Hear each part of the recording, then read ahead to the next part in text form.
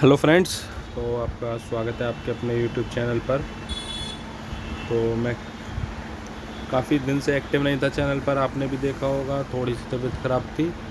तो लेकिन मैं कमेंट सेक्शन देखे हुए था, मैसेजेस बहुत आ रहे थे मुझे स्टूडेंट्स के, और दो तीन डाउट थे स्टूडेंट्स के बार बार जो पूछ रहे थे। तो मैं वही सब बातें इस वीडियो में डिस्कस करूँगा। तो सबसे पहले तो चैनल पर नए हैं तो please do subscribe your very own channel, your favourite channel vertex group. तो आइए वीडियो को शुरू करते हैं। तो देखिए, एक कॉमन डाउट तो स्टूडेंट्स का मुझे लगता है शायद कब ख़त्म होगा ये कह नहीं सकते।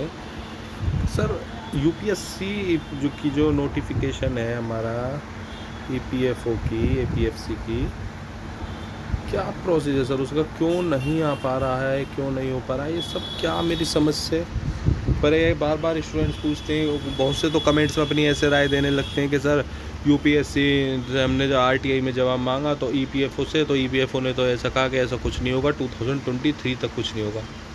पहले तो यार आरटीआई में एक बार बताओ, आरटीआई में अगर तुम किसी भी चीज़ का जवाब मांगोगे तो प्रेजेंट डेट तक बताएगा या तुम्हें फ्यूचर का भी बता देगा आरटीआई में कि 2023 तक कुछ नहीं होगा। मतलब ये तो वही बात हो गई कि तुम किसी से बुक सेलर पे बुक लेने गए कि भैया बुक मिल जाएगी, उसने कहीं नहीं मिलेगी, तो और वो साथ में ये बोलेगा कि भैया 2 साल बाद तक नहीं मिलेगी बुक तुम्हें। अबे यार, क्या सेंस, कोई लॉजिक है इस बात का? मेरी समझ से परे है। चलो, ये भी बात मैंने आपकी सुन ली कि चलो ईपीएफओ ने ये बोला, ठीक है आरटीआई में। चलो, मैंने आपको लास्ट वीडियो में क्या बताया था, पहले मैं अपनी बात क्लियर कर लूँ।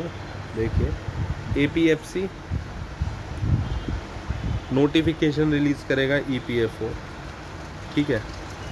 ईपीएफओ पर जब वैकेंसी खाली होगी वो गवर्नमेंट को अपना डाटा भेजता है। गवर्नमेंट से मतलब ये नहीं है कि वो प्राइम मिनिस्टर पर भेज रहा है, नहीं। जिस मिनिस्ट्री के अंडर आती है, लेबर मिनिस्ट्री के अंदर आते हैं, तो वो लेबर मिनिस्ट्री पर अपना भेजेगा कि हमें इतना रिक्रूटमेंट करना है, हमें इतनी वैकेंसीज़ को फिल करना है। तो यहाँ पर हमारी ऑनरेबल गवर्नमेंट मिनिस्ट्री क्या करेगी, उनको परमिशन ग्रांट करेगी कि ठीक है आप इतना कर सकते हैं, ठीक है।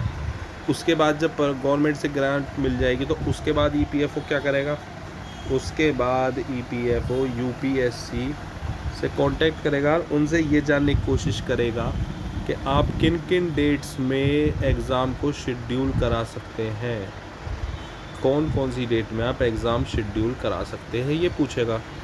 यूपीएससी उसको कोई अपना जवाब देगा कि मान लीजिए इस मंथ के 10 डेट को, 15 डेट को करा लेंगे, और उसके बाद फिर ये ईपीएफओ पर जवाब आ जाएगा। उस हिसाब से ईपीएफओ फिर अपनी नोटिफिकेशन को तैयार करेगा या देखेगा कि आप इसमें भी करा दीजिए, ऐसे कर लीजिए, तो वहाँ डेट का वो होगा और फिर नोटिफिकेशन पब्लिश होगी। ये प्रोसेस होती है। तो अभी मैंने आपको बताया था कि गवर्नमेंट के पास जो हमें लास्ट अपडेट मिल रही थी वो ये था कि वो अपनी नोटिफिकेशन तैयार कर रहे हैं और मिनिस्ट्री के पास यानी गवर्नमेंट के पास उसको भेज रहे हैं। अब भेज दिया है या भेज रहे हैं, क्योंकि उस टाइम तो ये था कि लगभग तैयार है तो शायद भेज दिया होगा, या ये भी हो सकता है अभी तक नहीं भेजी हो, शायद देखिए कंफर्म नहीं है। लेकिन उस टाइम ये था कि जो हमें अपडेट मिल रही थी कि मिनिस्ट्री के पास वो अपने उसको भेजने वाले हैं, ब्रोंक्योर को, यानी अपना कि हमें इतना वैकेंसीज हमें फिल करनी है, उसकी परमिशन लेना। तो उसके बाद जब मिनिस्ट्री परमिशन देगी, अभी देखिए इस बारे में और मुझे अपडेट मिल नहीं पाई है, मैं कोशिश में बहुत लगा हुआ हूँ लेकिन मुझे आगे अपडेट नहीं मिल पा रही है। वहाँ से जैसे ही इन्हें परमिशन मिलेगी उसके बाद ये सीधा यूपीएससी से कांटेक्ट करेंगे और यूपीएससी के अकॉर्डिंग अपनी डेट्स को फिट करके नोटिफिकेशन रिलीज़ करेंगे, ठीक है।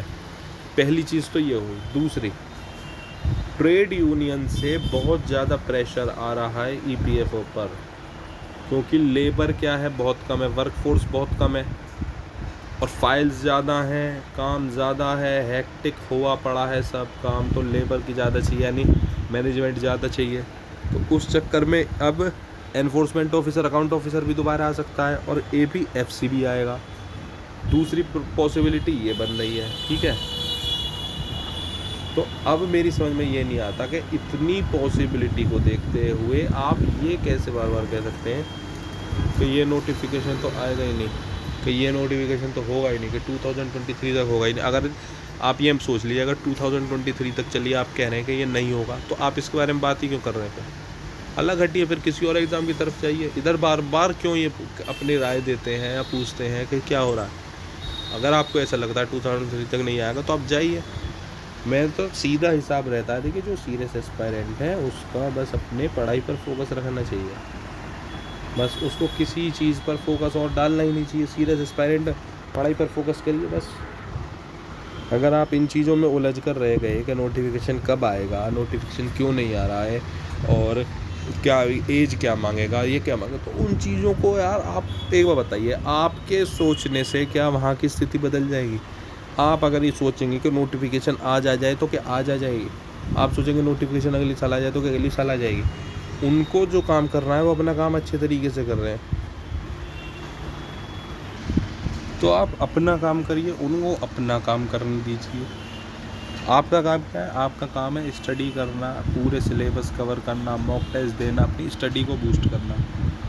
लेकिन पता नहीं क्यों फोकस नोटिफिकेशन। अरे यार ये जो टाइम है ना, ये इतना प्रीशियस टाइम है। जैसे मैं अब कुछ वैकेंसीज़ की बात करूँ, एसएससी, बैंकिंग, रेलवेज़ की भी अगली साल से सीईटी लगने वाला है,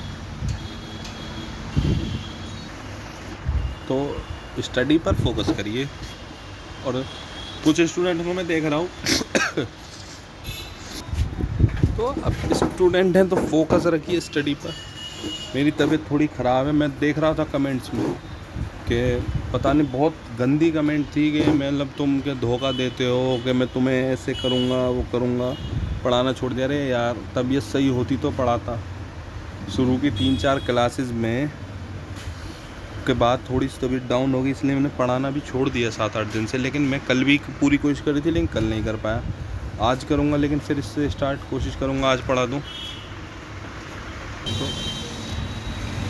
तो मेरी तबीयत की वजह से मैं लेक्चर शुरू नहीं कर पाया, कोशिश करूँगा आज स्टार्ट कर दूँ। आज वैसे जहाँ तक आज एक लेक्चर कर लूँगा मैं, आज शाम को 7 साढ़े 7 बजे तक आपको लेक्चर मिल जाएगा। और देखिए सीरियस एस्पायरेंट तो प्लीज़, जैसे मैं कहता हूँ, पढ़ने पर ही ध्यान लगाइए, पढ़ने के अलावा ध्यान मत लगाइए कहीं भी, क्योंकि वैकेंसी आएगी, नोटिफिकेशन आएगी, 100% आएगी 2021 में। तो अभी से तैयारी करेंगे तो एक एज मिला हुआ होगा, आप औरों से आगे होंगे। नोटिफिकेशन के बाद तैयारी करेंगे तो आप और उनमें अंतर कुछ नहीं होगा, अंतर केवल आप और उनमें होगा जो पहले से स्टडी कर रहे होंगे, शुरू कर चुके होंगे।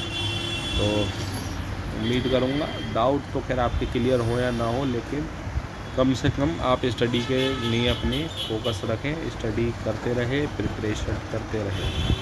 तो चलिए इसी रोड पर मिलते हैं नेक्स्ट वीडियो में। तब तक के लिए चैनल पर नए हैं, कंटेंट पसंद आता है तो do subscribe your very own channel vertex group. Thank you, have a nice day. मिलते हैं नेक्स्ट वीडियो में।